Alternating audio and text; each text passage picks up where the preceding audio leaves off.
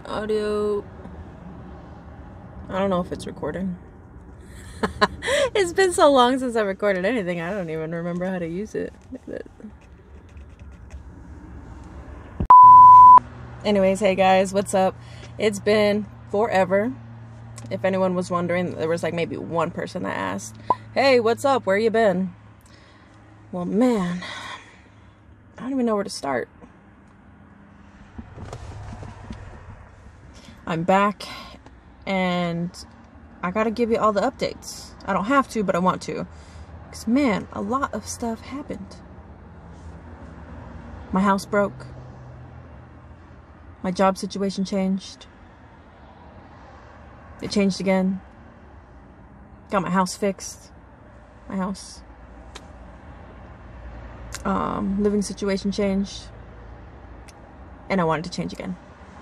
Okay, so back in like August, I think it was, my car broke down. Yeah. Okay, that's a little dramatic. It didn't break down. I went to start it one day, and it didn't start. It didn't turn over. Like, I could tell, like, it was trying to, like, do something. It just didn't really. Anyways. So, at that point, I'm like, hey, my house doesn't work. But I was very blessed and lucky enough that I had met a friend, and this person, I had already spent some time with them, and then they allowed me to stay with them while I figured that out. Luckily, it was just a battery. But the thing is, like, I tend to think the worst of things sometimes. I don't know if it's like that I tend to be negative. It's just like I'm scared and I want to prepare for what's about to come next. So when that happened, that day that my car didn't work or didn't turn on, I kind of freaked out, not gonna lie. So I had been working a job on Fremont Street prior to that. And at this point, I had not been working that job for about a month. And I had a different job. It was for a nonprofit organization, Monday through Friday.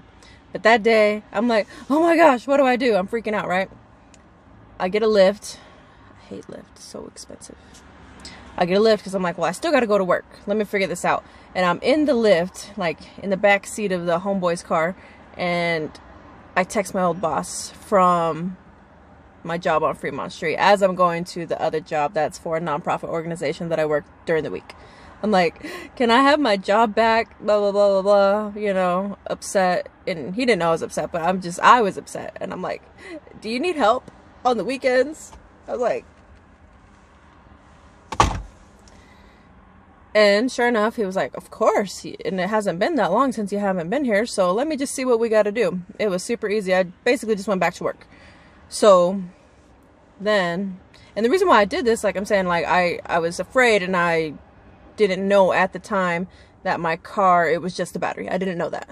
You know, I assumed the worst, and, you know, this Lincoln is going to need thousands of dollars because of this and that and da-da-da-da. So I'm like, well, I'm going to need extra money. I'm not prepared for something catastrophic like that. So I started working 2 jobs. I worked the one through the week and the other one on the weekends. So I was working 7 days a week.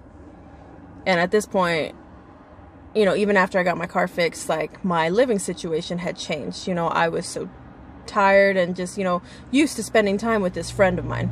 So I would spend time in the car, you know, but very seldom. And I just kind of got into those habits of like, well, it's okay that I stay here, so let me just stay here, you know. Hold on. So that's what happened. I panicked about my car. I got a second job, so I was working 7 days a week, and I started staying with a friend. Never with the intention to do that full time, and I never fully moved in. I still lived my life normal. I still had food in the car. Every once in a while, I would still stay in the car. It just, that's what it was. And prior to me leaving Idaho, somebody asked me, well, what if this doesn't work out, like me staying and living in my car? And I was like, that's fine, you know, like, I'm not going into this with the expectations that everything's going to be great and wonderful, like, just like I can pick up my life and come to Nevada and live in my car, I could easily do something else. So that was never an issue for me, and is never something that I was like, I have to stay in the car. It was never that. But some more things have changed for me recently. I quit working the second job, and I really want to get refocused on my finances and the goals that I had, coming here. But I'm ready to make those changes again, and my living situation is going to change, because at the time, that I hadn't been filming or anything, it was me living part-time in my car, but the majority of it was with my friend. And right now, I know, I'm going to transition into still living part-time in the car, but majority in the car, sometimes with my friend.